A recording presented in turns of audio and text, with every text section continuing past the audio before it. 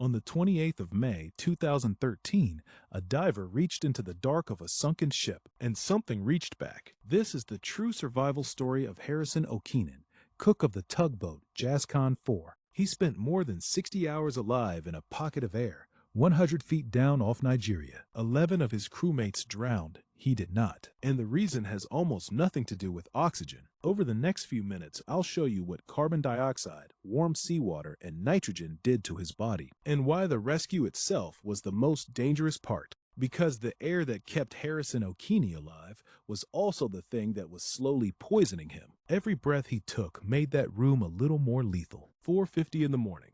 The Atlantic, 30 kilometers off the Niger Delta. The Jascon 4 is an anchor handling tug, a squat and powerful workhorse. It was holding an oil tanker steady beside a chevron platform. 12 men aboard, most of them asleep. Okene is awake. He is in the toilet. Then the floor stops being the floor. A heavy swell rolls the tug, and it keeps rolling, past the point where a ship comes back. He feels the world turn over. He steps out into a corridor that is upside down and completely black. There is no emergency lighting.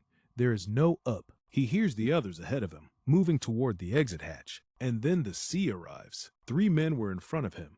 He saw the first one go, then the second, then the third. He said afterwards that he knew in that moment those men were dead. The water takes them and keeps coming. Okene is thrown backwards through a doorway into a small washroom attached to an officer's cabin, and the water stops rising. Not because anything saved him, because physics did. The hull is upside down. Air cannot escape downward. A slug of it is trapped against what used to be the floor, a pocket a little over a meter deep, roughly 4 feet of breathable space. He is 29 years old, wearing nothing but his underwear, in absolute darkness, 100 feet beneath the surface. And he is, though he does not know it yet, the last living man aboard. Start with the thing that should have killed him first. Not drowning, not the dark. Temperature. The water around him is tropical, somewhere near 25 degrees Celsius, the temperature of a warm swimming pool. That sounds survivable. It isn't. Your body runs at 37 degrees. Anything below that is a leak, and water pulls heat out of a body roughly 25 times faster than air does. A man sitting in 25-degree water is not comfortable. He is cooling continuously with no way to stop it. The body fights back the only way it knows. Blood vessels in the skin clamp shut, dragging circulation inward to protect the heart, the lungs, and the brain. Fingers and toes are sacrificed first. When Okene came out, he described his hands and feet as very white.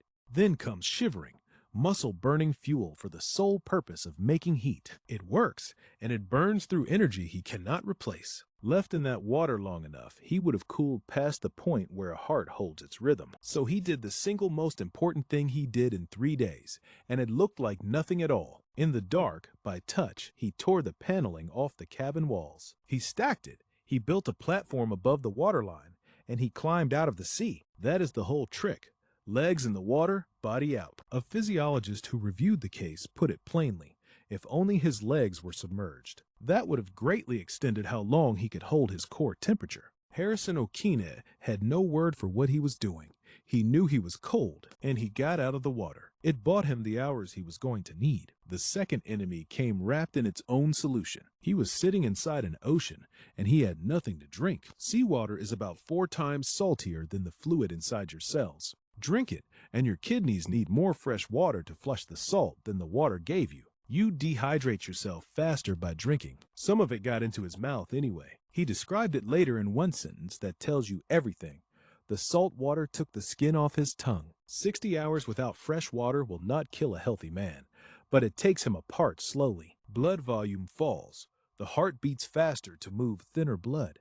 Thinking turns slow and sticky. His skin, soaking in salt for 3 days, began to loosen and peel. He was starving, chilled, and desperately thirsty. And none of that was the thing that was actually going to kill him. Here's where almost everyone gets this story wrong. Ask anyone what kills a man sealed inside an air pocket, and they will tell you the same thing. He runs out of oxygen. He doesn't.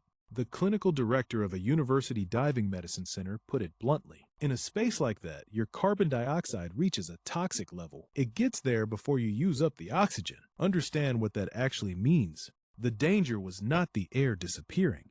The danger was the air changing. Every time Harrison Okene breathed out, he added carbon dioxide to a room with nowhere to vent it. The oxygen went down slowly. The carbon dioxide went up relentlessly. And carbon dioxide is not a passive waste gas. It is an active poison. Dissolved in blood, it becomes an acid. Blood pH starts to fall. Your brainstem detects that shift before anything else does, and it responds by making you breathe harder, which produces more carbon dioxide, which makes you breathe harder still. That is the trap. The reflex built to save you accelerates the thing killing you. First the headache and the hammering heart, then a strange, floating drunkenness, then confusion. Then the body simply switches off. The specialist who reviewed his case put numbers on it. At around 56 hours, the first real symptoms. At around 79 hours, unconsciousness. And unconsciousness, for a man balanced on a stack of wall panels above black water, is not sleep. It is drowning. The divers reached him at roughly 62 hours. He had somewhere near 17 hours left. You can see it in the rescue footage. The support technician on the surface noticed it afterwards. Okene is gasping, and his eyes are slightly glazed. That is the carbon dioxide, visible on camera. 62 hours is a long time to be a body. It is a much longer time to be a mind. He could not see his own hands. There was no light at any point in any direction for 3 days. But he could hear. He heard the ship settle and groan. He heard the sea working at the steel. And he heard the fish arrive. They found his crewmates before the divers did. He listened to it happen. He could hear the sound, he said. It was horror. He prayed. He thought about his wife and about the fact that they had no children yet, and that she was about to become a widow. His body was running every emergency protocol it had. None of those protocols cover listening to your friends being eaten in the dark. And then, on the afternoon of the 3rd day, a new sound. Metal, striking metal. Boom, boom, boom. Divers were on the wreck. They had come to recover bodies. Now watch what Harrison Okene does, because the whole story turns on it. He is alive because he stayed inside that pocket of air. The air is the only reason he still has a pulse. Leaving it, even for a minute, is a bet with his own life. And he leaves it. He drops off his platform into black water and swims down into the flooded cabin, looking for something hard enough to make a noise. He finds a water dispenser. He tears the filter off it. Then he hammers on the hull and waits to find out whether anyone heard. Someone did. A South African saturation diver named Nico van Heerden was working through the wreck. He had already recovered 3 bodies. A light moved through the water. And here is the detail that tells you more about this man than anything else in the story. Okene did not lunge. He did not grab. He came up behind a diver who believed he was alone inside a tomb, and he touched him gently, so as not to terrify him. Then he pulled his hand back and waved, to show he was not a body. He was a person. On the surface, the audio from the helmet camera catches the moment the team understands what they are looking at. He's alive! He's alive! And the supervisor's voice comes down the line, steady.